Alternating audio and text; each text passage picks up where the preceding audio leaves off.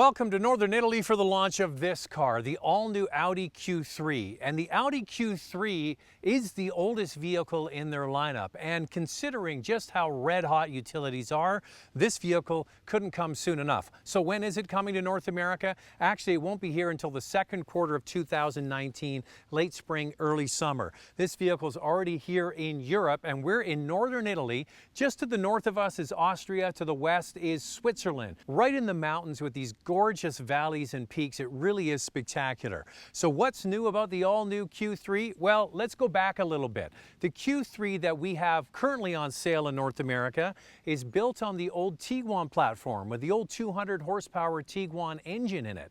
This one is all new from the wheels up, but it does share similarities with the current Tiguan. It's built off the MQB platform. It's longer by 97 millimeters and it's 18 millimeters wider. One of the biggest changes is the size of the trunk. With the seats up, there's 530 liters of trunk space, and the rear seats slide fore and aft to give you even more space if you need it. On the outside, it looks nothing like the Tiguan. Audi has done an amazing job of making this vehicle look like its own. It's got a beautiful grille, LED headlamps. You also get the sculpted shoulders and fenders that give this car a certain presence on the road. I like the detail, the darker plastic that's used on the front lower bumper, the rear bumper, and also along the side skirts and around the wheel wells. It really offsets this vehicle and makes the paint pop. So this is the fastest growing segment in the auto industry, the small utility vehicle.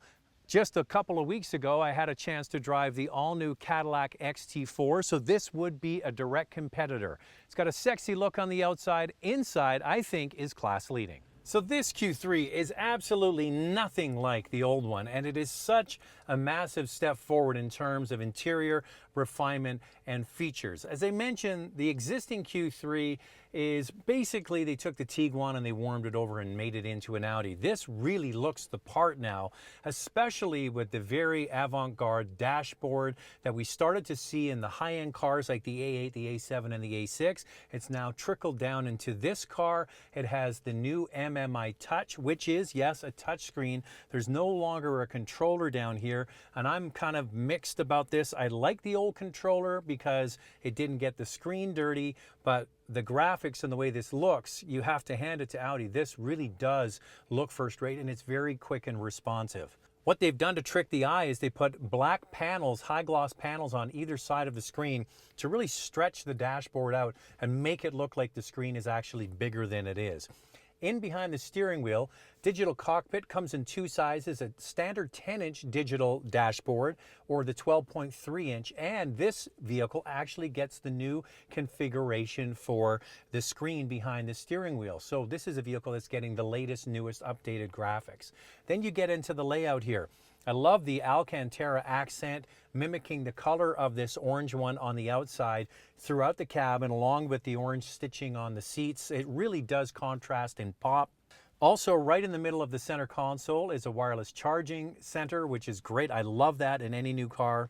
The volume knob is on the right-hand side of the console here. It's not closest to the driver and it's not down there. I'm not sure why it's there, but that's where they decided to put it. I kind of wonder now with the size of this Q3, if there are going to be some people that go into the dealership, look at this, and then look at the Q5 and think to themselves, you know what, that's kind of all we need, and it's a little less expensive. So it's going to be interesting to see exactly how that goes when this new version shows up. We don't have all the different trims and packages for the Canadian marketplace. It's almost a year away. So things like there's no sunroof in this car. Are we going to get this Alcantara? We're going to have to wait and see.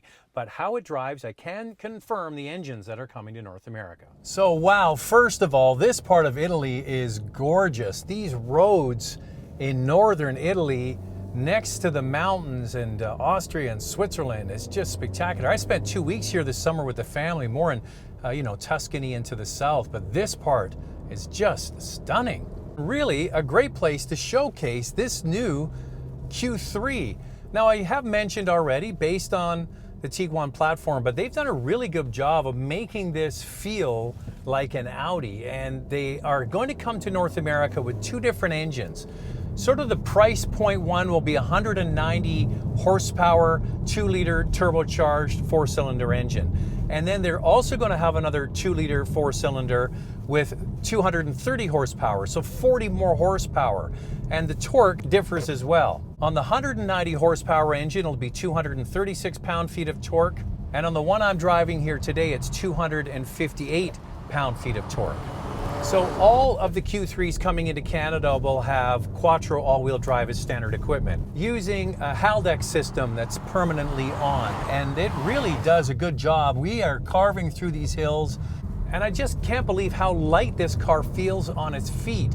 And there's going to be some people that say, you know, there's too much platform sharing between the different brands. This is an MQB-based Audi, similar to Volkswagen, but that is a great platform, number one. And platform sharing certainly hasn't hurt the brand, because they've sold 1.1 million Q3s with Gen 1, and that was built off the old Tiguan platform. So this one is just so much better. And you notice just how poised it is with the longer wheelbase, longer overall size, and wider track. It certainly has more presence on the road.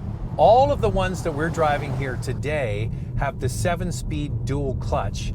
Now, I heard from one of the spokespeople here today that the one transmission we're going to get in North America probably won't be the 7-speed dual clutch. It's probably going to be the 8-speed S-tronic or Tiptronic style torque converter transmission. That's the way it's going in North America. Less and less brands are going to dual clutches because North Americans don't like that on and off manual transmission feel. However, with this setup, 230 horsepower engine, and the dual clutch, it is just brilliant. And hopefully with the 8-speed, it will be as quick. We'll have to wait and see when it finally does arrive. Now, this new Audi Q3 is going to come with advanced forward collision warning and autonomous braking. There's going to be additional safety features you can add on if you want. One is sort of the traffic jam assist. That's the low speed follow when you're stuck in bumper to bumper traffic. It's a semi-autonomous system that lets the vehicle do the driving for you in that really mundane bumper to bumper traffic, whether it's the Don Valley Parkway or the Massey Tunnel or the Cartier Bridge. Pick your poison. That's the kind of driving that you don't want to do. You want to let the car do for you.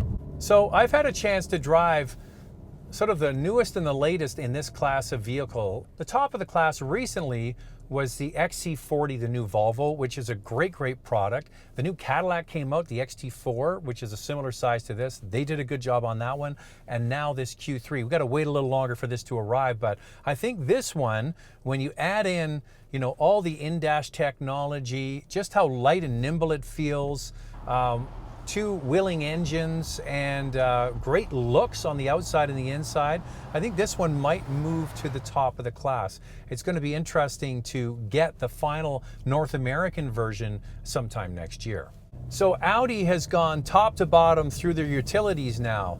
They've got the new Q7, new Q5, new Q8, and now this new Q3.